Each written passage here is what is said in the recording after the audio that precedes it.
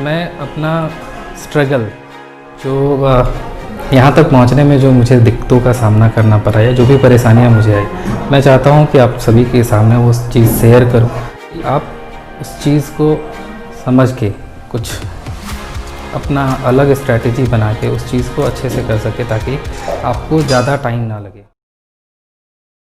मेरा नाम माधव कुमार झा है। मैं यूको बैंक में सहायक प्रबंधक के पद पे अभी वर्तमान में कार्यरत हूँ।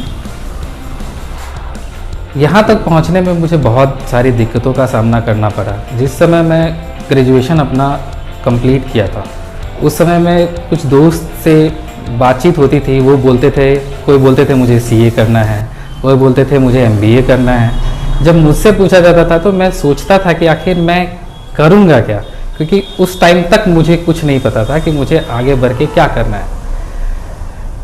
फिर लोगों से सुना कि चलो जनरल कंपटीशन करते हैं, तो मैंने भी सोचा कि चलो जनरल कंपटीशन ही किया जाएगा। तो जब मुझसे लोग पूछने लगे कि तुम ग्रेजुएशन अब कर लियो, अब आगे क्या करोगे, तो मैं सभी को बोलता था कि मैं जनरल कंपटीशन की तैयारी करूँगा। उस समय में मुझे अभी भी याद है, वो 2011 की बात है, 2011 मई जून। उस समय में मेरे एक चाचा हैं, अंकल, वो आए हुए थे घर पे किसी काम से। वो मुझसे आके मिले, उन्होंने बोला कि अब तो तुम्हारा ग्रेजुएशन कंप्लीट हो रहा है, तो अब तुम आगे क्या करोगे। मेरे मुंह से अचानक से ही निकल गया कि मैं जनरल कंपटीशन की तैयारी करूँगा। उन्होंने पूछा कि जनरल कंपटीशन कहते किसको। मैं थोड़ी देर के लिए स्तब्ध रह गया कि मैं इनको क्या बताऊं, क्योंकि मुझे सही मायने में अगर पूछा जाए तो मुझे पता नहीं था कि जनरल कंपटीशन क्या होता है। उन्होंने बताया फिर मुझे जनरल कंपटीशन के बारे में थोड़ी सी बातें। उस समय में उन्होंने एक विषय का नाम लिया जो कि मेरे लिए बिल्कुल ही नया था, और वो शब्द था रीजनिंग।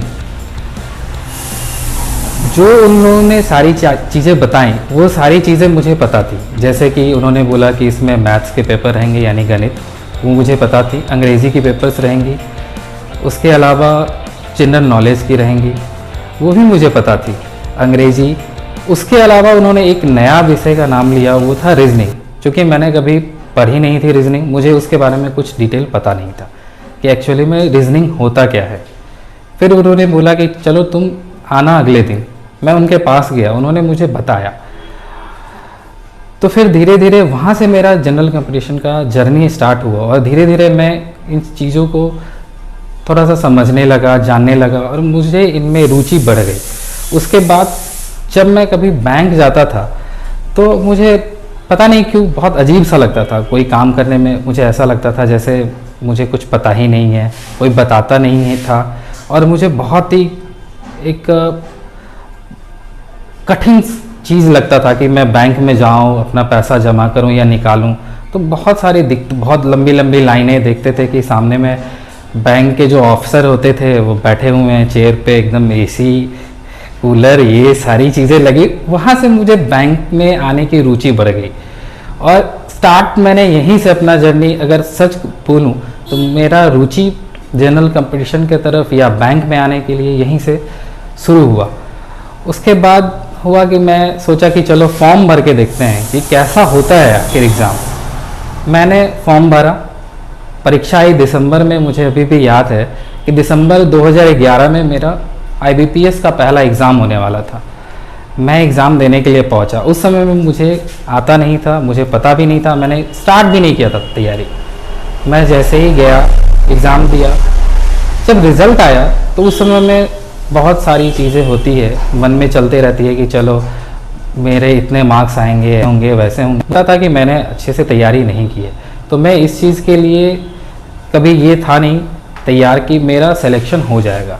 मैं बस देखना चाहता था कि आखिर मैं किस तरीके से इस चीज़ को आगे कर सकता हूँ, और होगा मेरे से या नहीं होगा।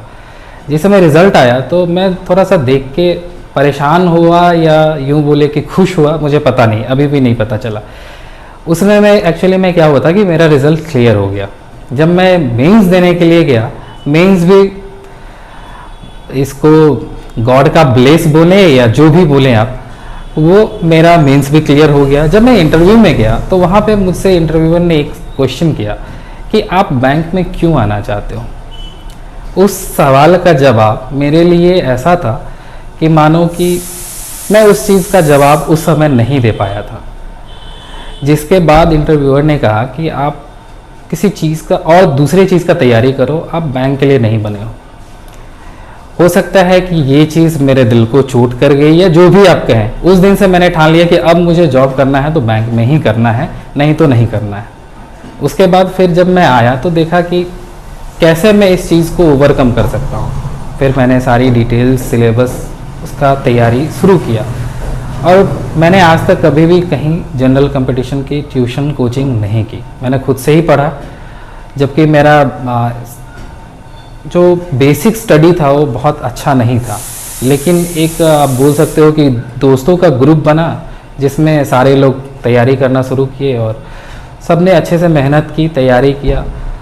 और आज के डेट में मुझे गर्व के साथ मैं बोल सकता हूँ कि जिन लोगों के साथ मैंने तैयारी करना शुरू किया, या जो लोग मेरे साथ तैयारी करना शुरू किए, आज उनमें से कोई भी एक भी बंदा अनएम्प्लॉयड नहीं है। सारे के सारे अच्छे पोस्ट पे हैं, इंक्लूडिंग मी। मेरे साथ साथ वो सब भी बहुत अच्छे पोस्ट पे आज के डेट में हैं।